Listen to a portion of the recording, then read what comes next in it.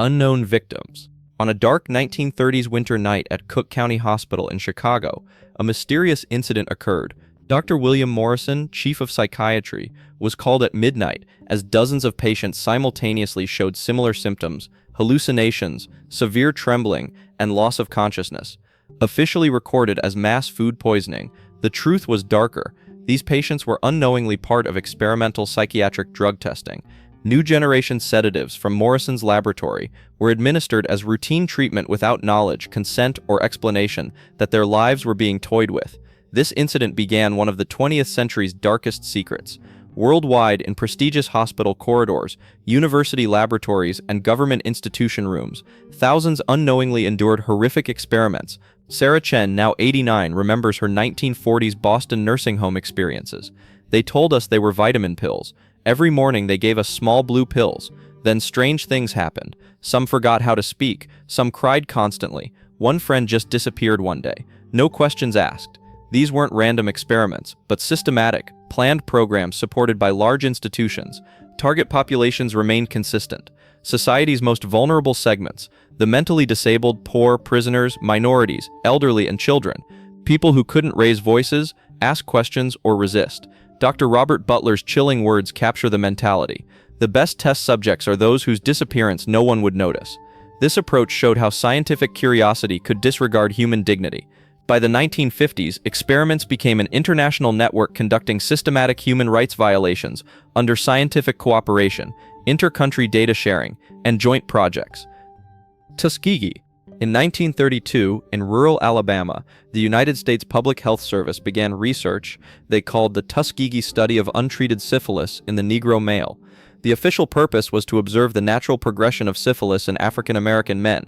What the 399 participants didn't know was that they would never receive proper treatment, even when effective treatments became available. The men were told they were receiving treatment for bad blood, a local term that could mean anything from anemia to fatigue. They were offered free meals, medical examinations, and burial insurance, benefits that seemed generous to men living in poverty during the Great Depression. What they received instead was a medical betrayal that would last 40 years. Dr. Eugene Dibble, the only black doctor involved in the study, later expressed the fear he felt about what he witnessed. Researchers actively prevented the men from receiving treatment, even contacting local doctors and military draft boards to ensure the subjects wouldn't receive syphilis treatment elsewhere. When penicillin was discovered as an effective treatment for syphilis in the 1940s, researchers chose to continue the study rather than treat the men. The results were devastating. When the study was exposed in 1972, dozens of men had died from syphilis-related complications. Their wives had been infected. Children were born with congenital syphilis. The study had achieved its scientific goal of documenting the disease's progression, but at an unacceptable human cost. What made Tuskegee particularly shocking was its duration and the number of people who knew about it. This wasn't a secret experiment hidden in a basement laboratory. Reports were published in medical journals, presentations were made at conferences, and the study was openly discussed among medical professionals. Nazi experiments. Human experimentation in Nazi Germany represents some of the most horrific atrocities committed in the name of science. From 1939 to 1945, experiments systematically conducted on prisoners in concentration camps showed how human rights could be completely trampled. Dr. Josef Mengele, the SS officer known by the nickname Angel of Death, conducted horrific experiments on twins at Auschwitz. Under the guise of genetic research, he injected various chemicals into children, removed their organs without surgery, and performed live dissections. None of these experiments had scientific value. They were merely hatred and sadism, dressed in scientific garb. At Dachau camp, high-altitude experiments were conducted for the Wehrmacht Air Force. Prisoners were placed in pressure chambers and allowed to die under conditions simulating 20,000 meters altitude. Researchers recorded when prisoners lost consciousness and when they died, ostensibly to improve pilot rescue. Freezing experiments were equally barbaric.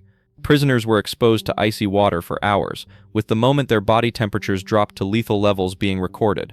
Later, different warming methods' effectiveness was tested, often unsuccessfully, resulting in the subjects' deaths. Documents revealed during the Nuremberg trials showed that these experiments were a systematic part of Nazi ideology. The concept of Lebensunwertes Leben was used to justify experiments on disabled individuals, Jews, Roma, and other undesirable groups. The impact of these experiments on the scientific community was felt for a long time. The the Nuremberg Code became an important turning point in establishing ethical rules for medical research. Korean War Labs. During the 1950 Korean War, brainwashing techniques applied to American prisoners drew world attention to mind control research. Shockingly, these techniques were systematically developed not only by enemies but also by American intelligence services, turning thousands into test subjects in the Cold War's psychological arms race. At a U.S. military base in Busan, Colonel James Mitchell ran a secret mind control project, officially recorded as the Military Psychology Research Unit. This program actually experimented on captured North Korean and Chinese prisoners.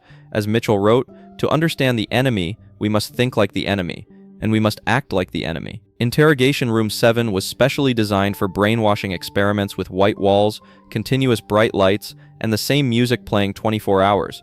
Prisoners stayed sleepless for days while LSD and hallucinogens were used for softening. Chinese prisoner Chang Wei endured 47 days in this room. The first week he remained resistant, the second week brought hallucinations. By the third week, he forgot his name. After 4 weeks, Chang answered every question but had completely lost his identity. Under CIA's Artichoke program, Dr. Harold Wolf tested hypnosis techniques from New York Hospital Cornell Medical Center on prisoners of war, attempting to make them relay information to enemies through hypnotic suggestion. Truth serum experiments used sodium pentothal and similar barbiturates in high doses, causing permanent brain damage. Captain Frank Schwabel, an American pilot captured in Korea, returned completely changed, unrecognizable to family and friends, constantly talking to himself and seeing non-existent enemies. These experiments formed MK Ultra's foundation, with Korean techniques later improved on American citizens. Japan's Unit 731. In the freezing cold of Manchuria in 1935, the Japanese Imperial Army began one of history's most horrific human experiments. Under the command of General Ishii Shiro, Unit 731 systematically tortured and killed thousands of innocent people under the guise of biological warfare research. The complex at Pingfan looked like a normal research facility from the outside. Inside, Chinese civilians, Soviet prisoners, Koreans, and Mongols were subjected to inhumane experiments under the codename Maruta. This name alone clearly showed that they were not viewed as human. Diseases like smallpox, cholera, anthrax, and plague were tested for use as weapons. Prisoners were deliberately exposed to various pathogens, with the disease's progression recorded daily. Organs of dying subjects were removed while they were still alive to study the pathogen's effect on the body. Anesthesia use was prohibited due to concerns it would affect the results. Freezing experiments were particularly merciless. Subjects were exposed to -20-degree cold, with observations made of how body parts froze. Later, different thawing techniques were tested. The effectiveness of methods like hot water, fire, and urine was compared. Most subjects died during this process. During pressure experiments, subjects were placed in a vacuum chamber, and atmospheric pressure was gradually reduced. The process continued until eyeballs popped out of their sockets and internal organs exploded. While these experiments were claimed to be for understanding pilot decompression sickness, they had no scientific value. Insect bombs were developed for use in biological attacks on China. Fleas infected with plague were dropped on cities, and the spread of epidemic disease was observed. It's estimated that thousands of innocent civilians died due to these attacks. At the end of the war, Americans gave immunity to the perpetrators, in exchange for obtaining Unit 731's data. These horrific experiments on humans were never tried in international courts. Stanford Prison. In August 1971, an experiment to be conducted in the basement of Stanford University's psychology department would reveal shocking truths about human nature. The Stanford Prison experiment, directed by Philip Zimbardo, would show how ordinary people could transform into cruelty. The experiment was planned to last 2 weeks. 21 healthy university students with no psychological problems were selected. They were randomly assigned to guard and prisoner roles. A realistic prison environment was created. Cells, metal doors, security cameras, and one-way mirrors were installed. The first days were relatively calm. However, as the guards became accustomed to their roles, power dynamics quickly changed. Prisoners began to be referred to by numbers, and they were made to wear humiliating uniforms to make them lose their personality traits. Guards began applying various punishments to reinforce their authority. By the third day, the situation was out of control. Guards crossed the line in their treatment of prisoners. Physical exercises became punishment. Toilet rights were restricted. Eating became a privilege. Some guards stripped prisoners naked and forced them to assume sexual positions with each other. Douglas Corpy, referred to as Prisoner 8612, suffered an emotional breakdown on the second day of the experiment. He began crying and screaming and wanted to leave the experiment. However, Zimbardo chose to continue the study. He questioned whether Corpy's breakdown was real or an escape strategy from the prison system. Christina Masloch, Zimbardo's fiancée and psychology doctoral student, was shocked by what she saw when she visited the experiment area. "How can you treat people like this?" she asked. However, most of the research team found the situation normal. The experiment was terminated after 6 days. Zimbardo had seen how power transformed people, but he had experienced it himself. He constantly worried about security and viewed his subjects as his prisoners. This experiment, which did not comply with ethical rules, started important discussions in the field of psychology. Milgram's obedience. An experiment conducted at Yale University in 1961 gave a disturbing answer to the question of how mass killings like the Holocaust could be possible. Stanley Milgram's obedience experiments revealed shocking levels of obedience to authority among ordinary people. Experiment participants were told it was research on memory and learning. In reality, obedience to authority was being measured. Participants in the teacher role asked questions to a student in another room. When wrong answers were given, they were tasked with administering electric shocks of increasing voltage. The student was actually an actor and wasn't really receiving electricity. However, the teachers didn't know this. As voltage increased, the student made sounds indicating pain, pleading, mentioning heart problems. At the 300-volt level, they began banging on walls asking for help. The experiment supervisor was an authority figure wearing a white laboratory coat. When participants wanted to stop, they gave directives like, "The experiment requires that you continue. I take responsibility." Surprisingly, 65% of participants went up to the maximum 450 volts. A participant named Tom from New Haven continued to give shocks despite hearing the student's pain. While saying this isn't right, he continued pressing the button with trembling hands. He continued until the experiment supervisor stopped him. Later, Tom's remorse was clear. He kept repeating, "I might have killed that man." Different variations were tried. When the authority figure left the room, the obedience rate dropped dramatically. When the student was in the same room, participants gave fewer shocks. However, when authority was present and physical distance was maintained, most people crossed moral boundaries. The experiment with female participants also yielded similar results. Age, education level, or social status didn't matter. People behaved surprisingly similarly regarding obedience to authority. Milgram had shown how widespread the Nazi officers' defense of "I was following orders" could be. Ordinary people could harm others under appropriate conditions. This experiment started important ethical discussions about informed consent and psychological harm. Most participants experienced trauma after the experiment. Japanese bio-units. In the shadow of Unit 731, there were other Japanese units that conducted equally horrific experiments. Unit 100 conducted systematic experiments on animals and humans under the guise of bacteriological warfare research. Located in Changchun, this unit specialized in agricultural biological warfare. The commander of Unit 100, Wakamatsu Yujiro, focused on developing biological weapons targeting civilian populations.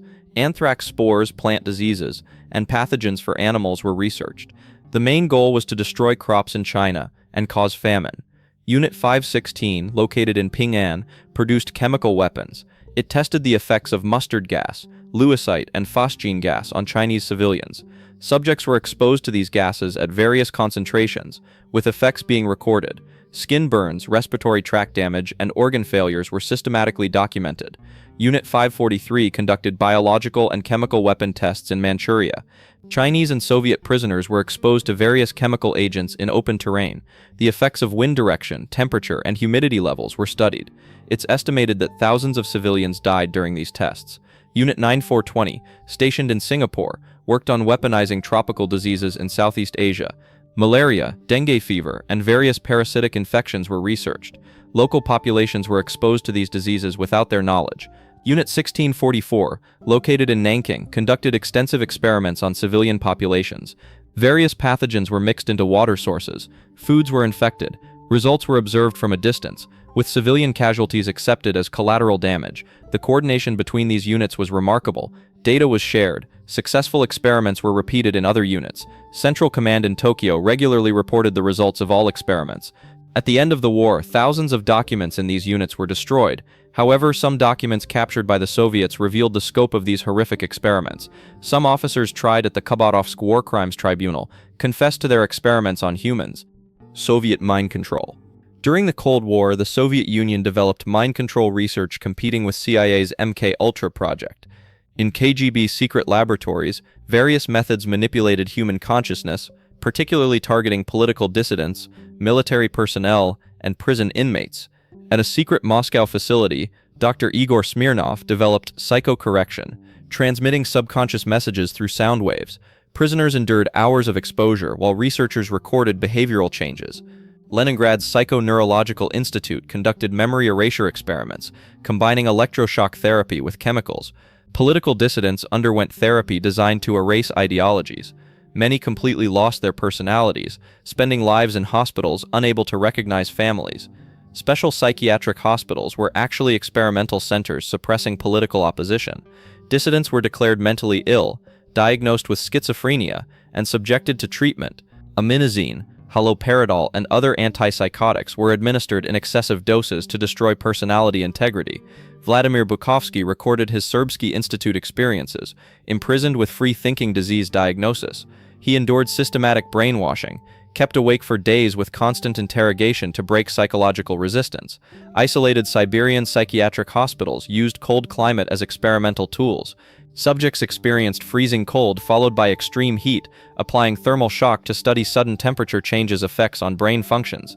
KGB's truth serum research developed chemical substance SP-117, completely eliminating subjects' willpower and forcing truthful responses to any question.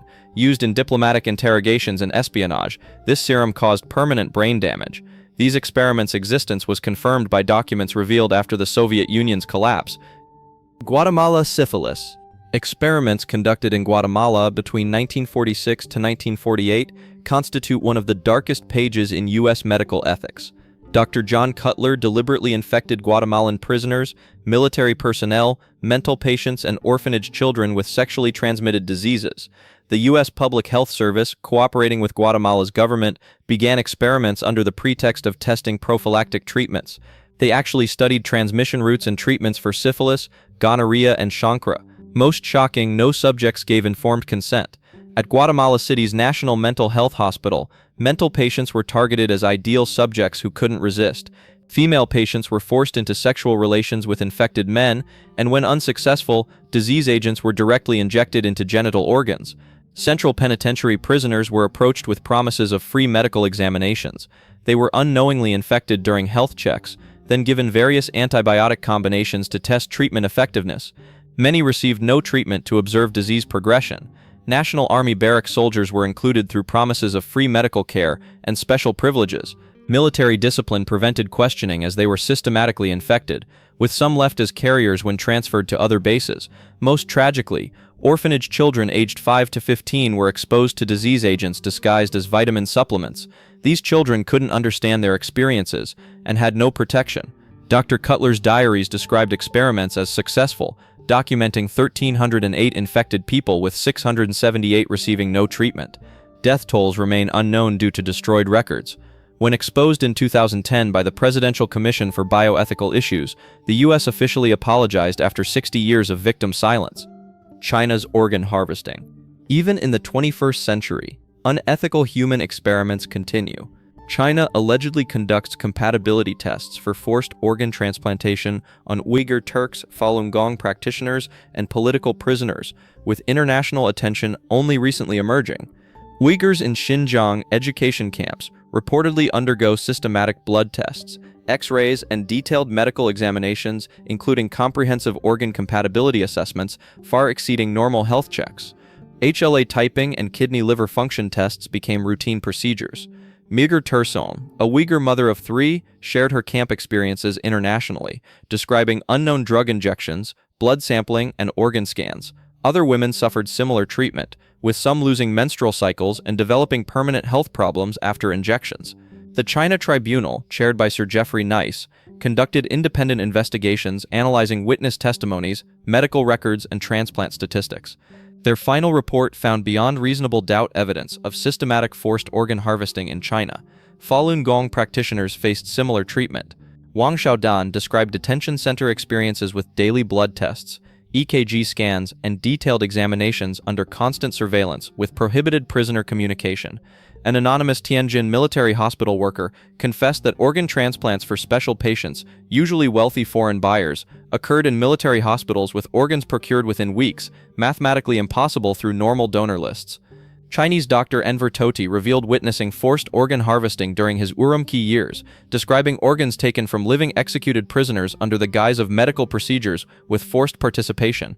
International medical organizations like the World Medical Association condemned China's transplant practices, yet evidence suggests the system continues.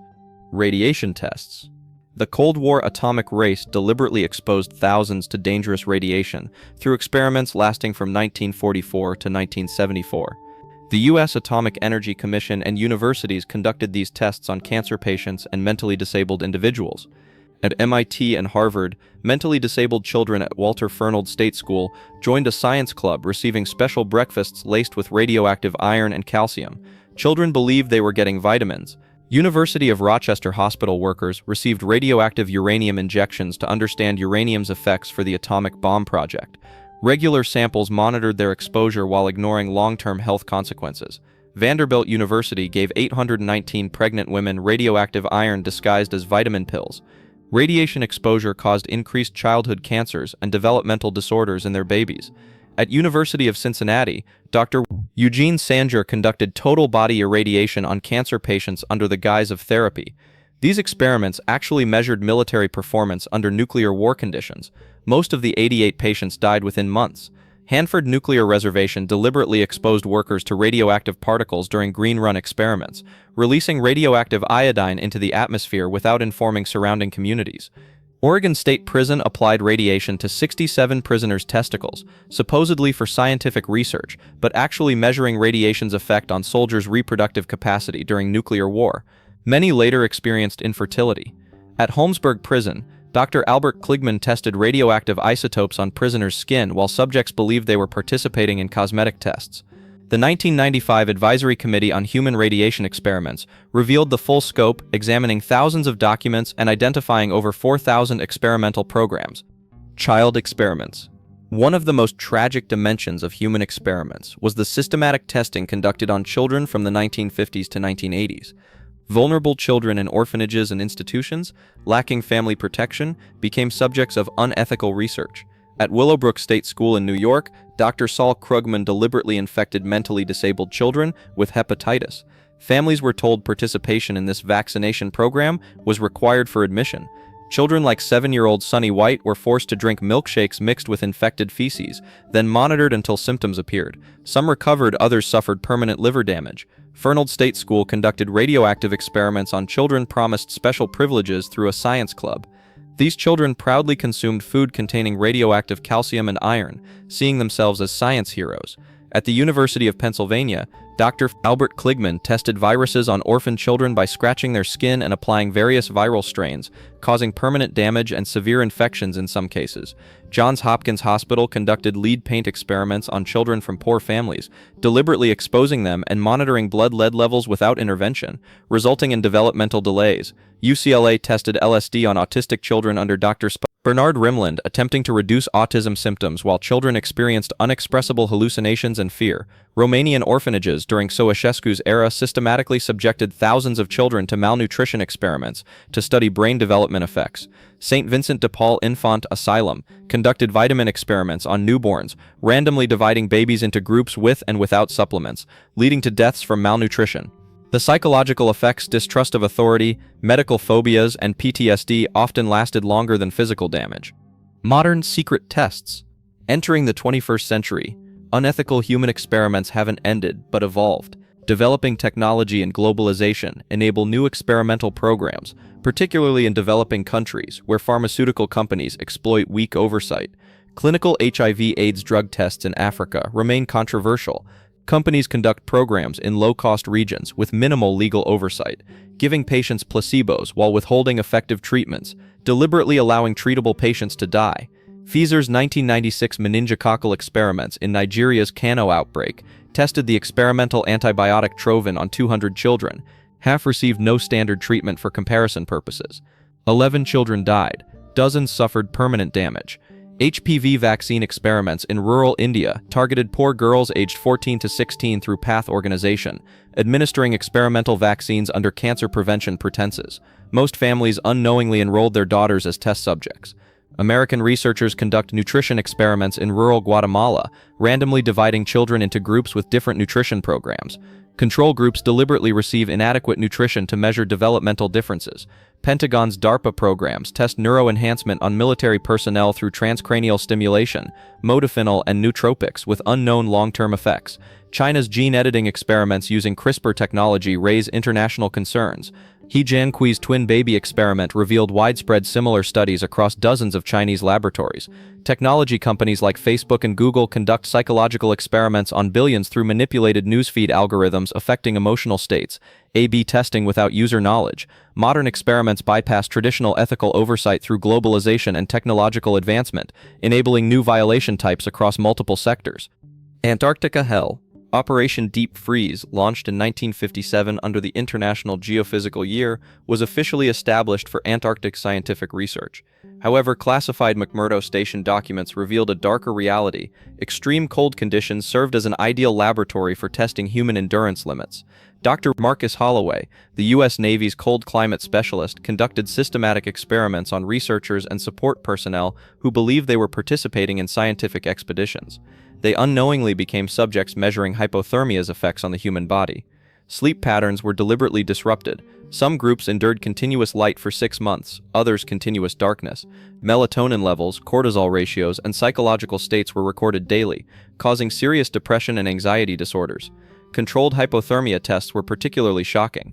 Researchers underwent emergency simulations, with body temperatures dropped to 32 degrees while monitoring heart rhythm and brain activity. Some suffered permanent frostbite injuries. Sensory deprivation experiments in isolation chambers proved merciless.